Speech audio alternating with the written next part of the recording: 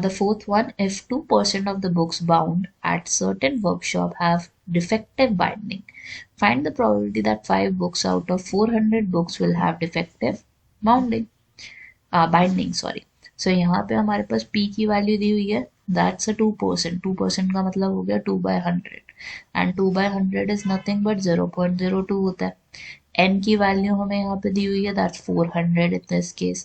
Lambda हमारा निकल जाएगा, that's N into P. So 400 multiplied with 0.02. So that's a 8 value. Lambda की value हमारी 8 आ जाती है. Now we would be finding at x is equal to 5. That is lambda to the power 5. तो 8 की power हमारी 5 हो जाएगी into e to the power minus 8 is there divided by 5 factorial.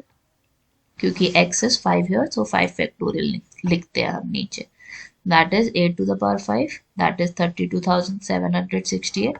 e to the power minus 8 would be given in the question itself. और आपको value दी जाएगी और बस आपने सब्स्टिट्यूट करना है. Try to simplify the resultant. 5 factorial is 120 direct लिख सकते हैं.